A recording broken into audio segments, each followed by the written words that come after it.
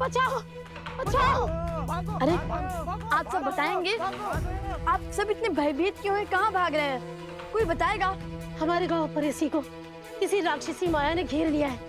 सभी किसी विचित्र रोग से ग्रसित हो रहे हैं। हम ऋषि हरित को खोज रहे हैं क्योंकि उन्हीं के पास इस रोग का उपाय है। ठीक है, जल लाओ इनके लिए।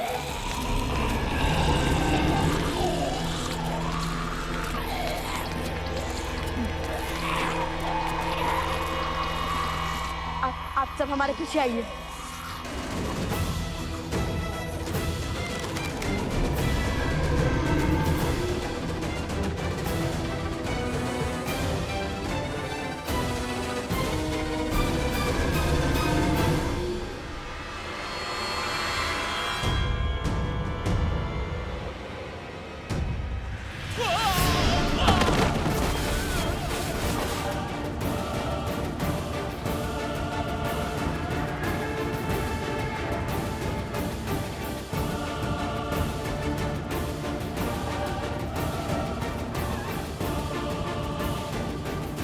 पूर्व में बसे परेशी गांव में पुनः असुरी रोग फैलाओ। मेरी माया तुम्हारे साथ है।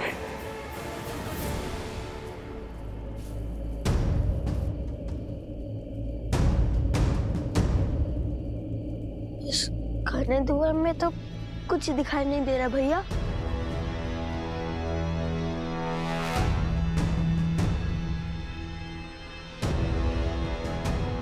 भैया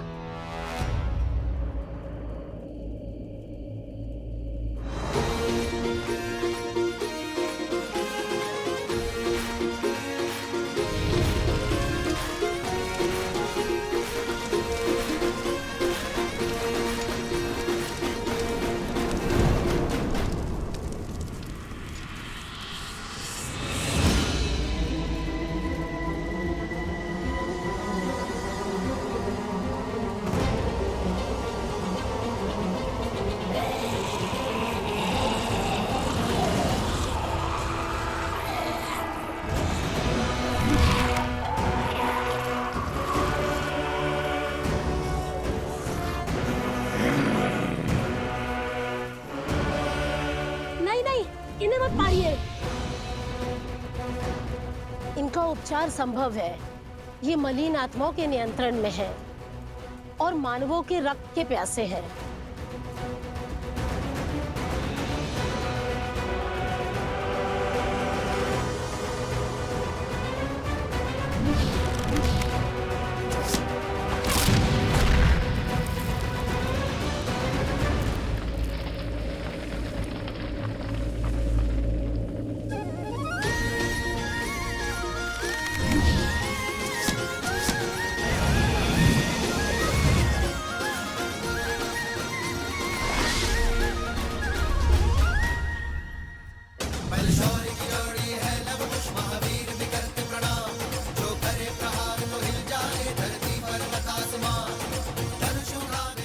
लव कुश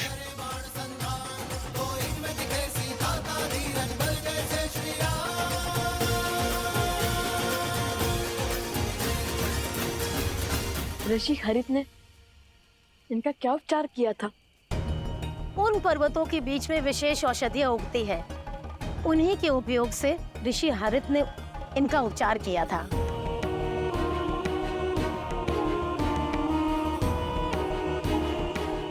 आप और गुरु अवत्सदा और भाभी श्री प्रसुता के साथ ऋषि हरित के पास जाइए। हम औषधि लेकर आते हैं। और महाशय आप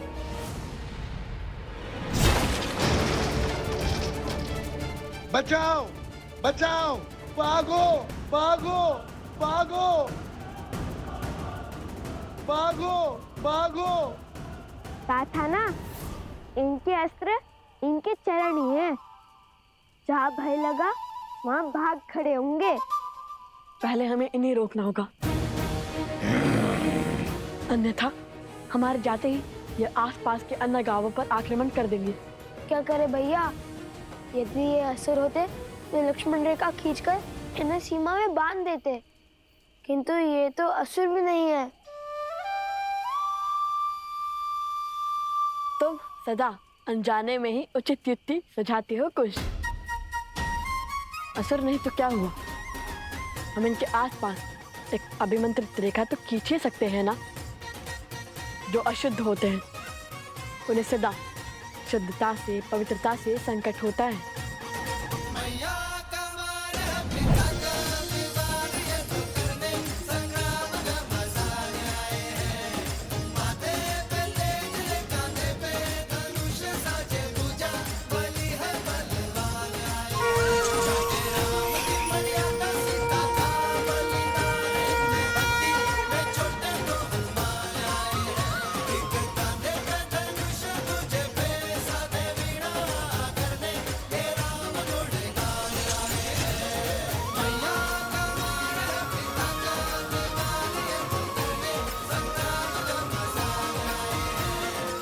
ये इस अभिमंत्रित रेखा को पार नहीं कर पाएंगे कुश।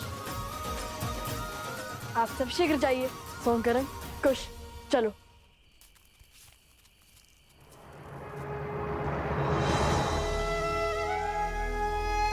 हे माता तमसा, आप सब नदियां, बहनें हैं इस भूमि पर हर और उपस्थित हैं। मेरी आपसे विनती है माता, मेरे पुत्रों का मार्गदर्शन करने में, रक्षण करने में उनका सहायक बनिए। उनके प्रभु पर उनकी अटूट श्रद्धा को बनाए रखने में सहायता कीजिए माता।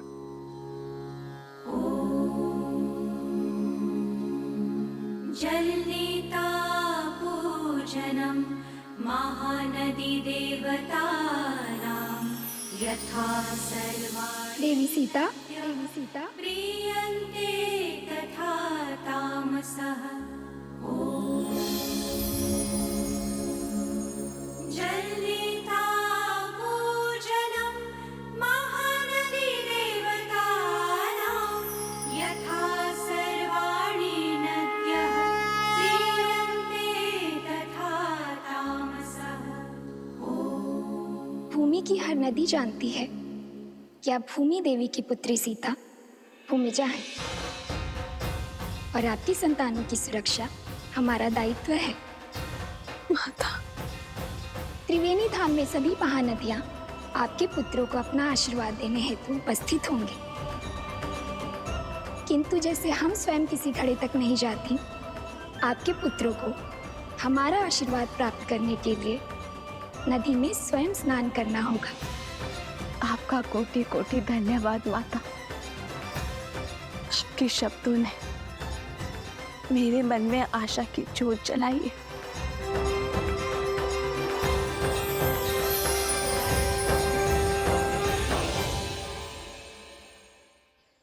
अतिशीघ्र चलो, ये अश्व तो पर्वत की ओर जा रहा है। यहाँ हम अश्व की क्या स्वयं की भी रक्षा नहीं कर पाएंगे। चलो शीघ्र चलो।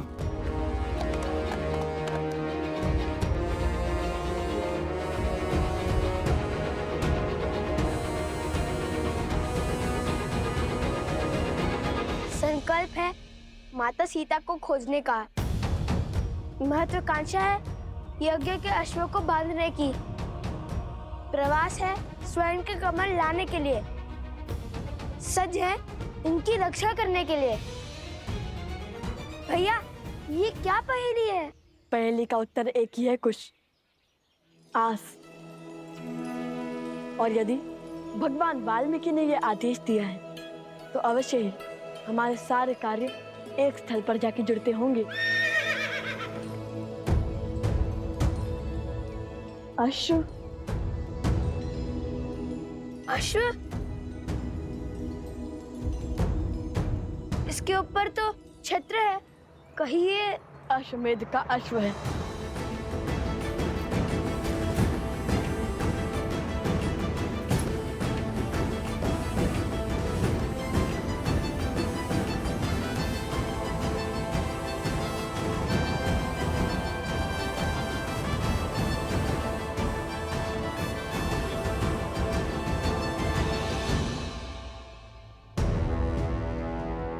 वो देखिए भैया,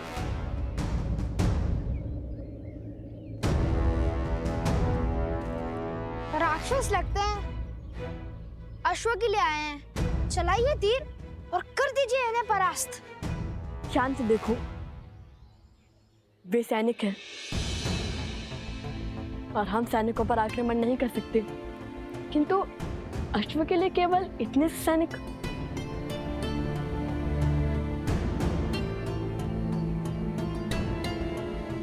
अवश्य ही सेना की बड़ी टुकड़ी पीछे होगी। हमें उनका सामना भी करना होगा।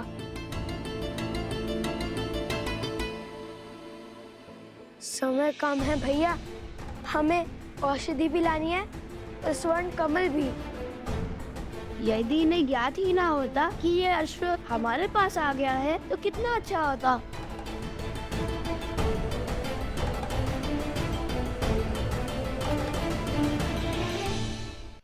कुश, सोम, आसपास के गांव से एक अश्व लाओ। हम उस अश्व को इससे बदल देंगे और जब तक वो हमारे ये भेद जानेंगे तब तक यज्ञ का अश्व हम ले जाएंगे। उचित है, आप यही अश्व पर दृष्टि रखिए। हम जाकर अभी अश्व को लाते हैं। मुझे तो अश्व से बात करना भी आता है। वो मेरी बात यूं मान जाएगा। अश्व मिल गया, अब चलकर श्री राम से प्रश्न करेंगे। लक्ष्मण, संसार को कालांतर तक गौ पूजा स्मरण रखनी चाहिए। वेदों में भी गौ सेवा को सबसे पवित्र माना गया है। गौ के चरणों में तो देवता भी निवास करते हैं। और जिस प्रेम से गौ अपने शिशु का पालन करती है, उसी प्रेम से संसार को भी पालती है। गौ केवल एक पशु नहीं, वो हमारे लिए माता समान है, जो निस्वार्थ अपने दूध से संसार का पोषण करती है। जिस स्थान पर गौ का सम्मान होता है, वो स्थान कभी निर्धन या भूखा नहीं रहता। इसलिए गौ के लिए प्रेम और सेवा केवल हमारा कर्तव्य ही नहीं, हमारे जीवन का आधार भी है। श्री राम श्री राम श्री राम।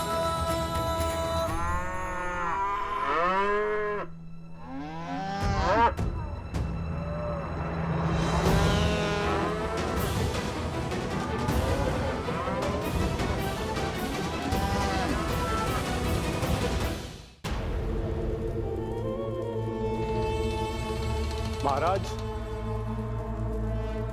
महाराज, अश्वमेध यज्ञ के कारण अयोध्या की प्रजा फिर से उस राम की ओर समर्पित हो रही है। मेरे अथक प्रयासों के बाद भी मैं उनके मन को विचलित नहीं कर पा रहा हूं। और कितना समय लेंगे आप महाराज? समय बड़ा चंचल होता है बानासुर, वो किसी के वश में नहीं आता है। मेरे भ्राता दशानंद रावण को भी लगा था कि वो समय के अंत तक जीवित रहेगा, पर देखो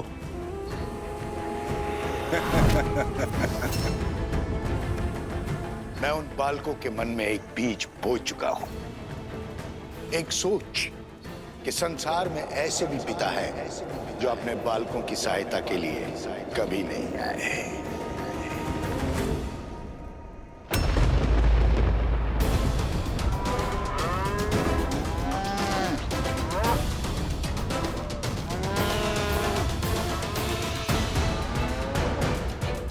गौ माता का क्रंदन तो अनिष्ट का सूचक होता है।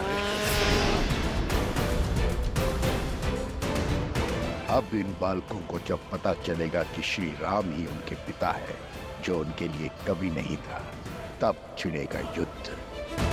एक सोच कि संसार में ऐसे भी पिता है जो अपने बालकों की सहायता के लिए कभी नहीं आए। अब मेरे प्रकोप से वो दोनों अपनी पराजय का दोष अपने पिता को देंगे। और यदि विजय हुए तो उनके मन में अहंकार को स्थान दूंगा।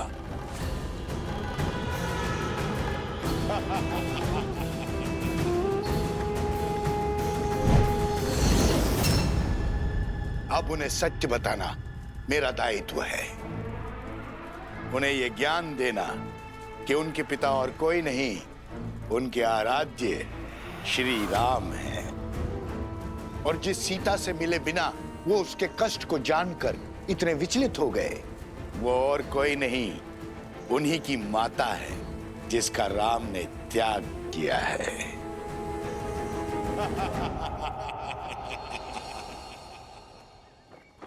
गऊ का रुदान भले ही अशुभ संकेत हो, किंतु ये बात स्मरण रहे कि हर संकट हमें सीखने का और कर्मों में सुधार लाने का अवसर देता है। और जैसे आर्य सुमंत ने बताया कि गऊ के रुदान का कारण उसके बछड़े से उसका विरह था, जिसे शीघ्र ही ढूंढकर उसकी माता से पुनः मिलाने का आदेश है। महाराज, ये तो नहीं पता कि आपने ऐसा क्यों किया, किंतु क्या शत्रुघ्न को अश्व से दूर रखने का आदेश उचित है? शक्तिशाली राष्ट्र सबसे पहले आक्रमण नहीं करता भरत, और जिस राजा की अयोध्या के अश्वमेध यज्ञ को चुनौती देने की इच्छा है, उसे भी तो युद्ध के लिए सज्ज होने का अवसर मिलना चाहिए। और यदि इस बीच किसी कारणवश अश्व की मृत्यु हो जाए तब क्या होगा? अश्व की मृत्यु तभी संभव है जब यज्ञ देवता कुपित हो। यज्ञ देवता का प्रभु श्री राम पर कोपित होना तो असंभव है। संभव है। असंभव? जितनी पवित्रता से भैया ने ये यज्ञ करवाया है, यज्ञ देवता का कुपित होना असंभव है गुरुदेव। यज्ञ में दी आहुति यदि यज्ञ देवता ने ना स्वीकारी तो वो कुपित होंगे। परंतु यज्ञ देवता आहुति स्वीकार करेंगे क्यों नहीं? क्योंकि यज्ञ में मंत्रोच्चार केवल महाराज राम ने किया है, उनकी पत्नी ने नहीं। परंतु महारानी की मूर्ति मंत्रोच्चार कैसे कर सकती है?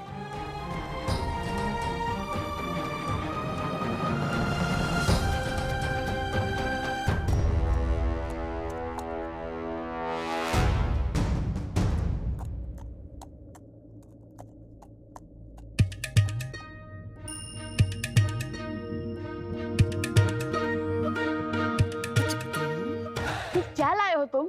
जो भी है, श्वेत तो है।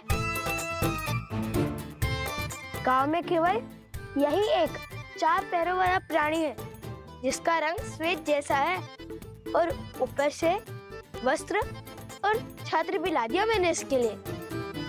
अब चलो अश्व बदल देते हैं। सैनिक थके हुए हैं, हमारा भेद जाने में उन्हें समय लगेगा, जब तक हम निकल जाएंगे। दिख रहा है अश्व किसी को? दिख रहा है क्या? नहीं, लगता है और ऊपर गया है। शीघ्र खोजो उसे। चलो।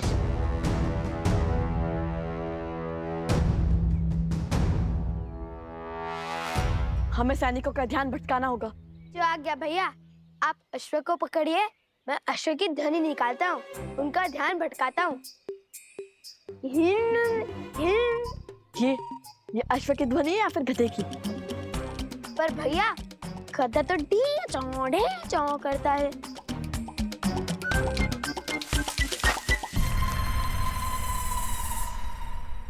कदाचित ये सो गया होगा।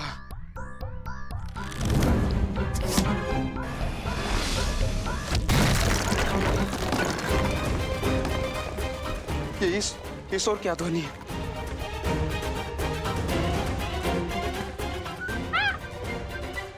शांत शांत, डरो मत। तुम इसे उस ओर ले जाओ जहां मैंने बाण चलाया था। तुम मेरे साथ आओ।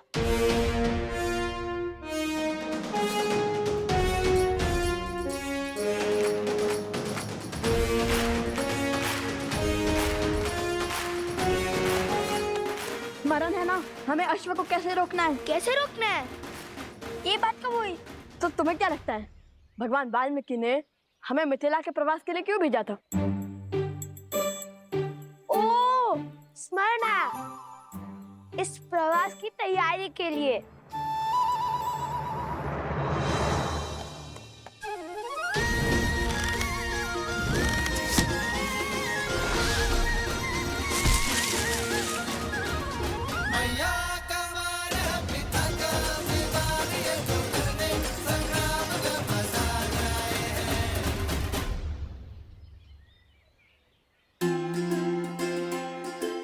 सीताराम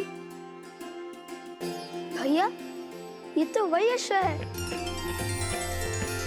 राम सिया राम जय जय राम। राम सिया राम जय जय राम। कदाचित इसका हमारा और सीताराम का कोई ना कोई संबंध अवश्य है।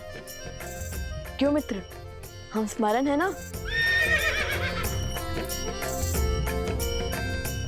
उस गधे से भय तो नहीं लगा?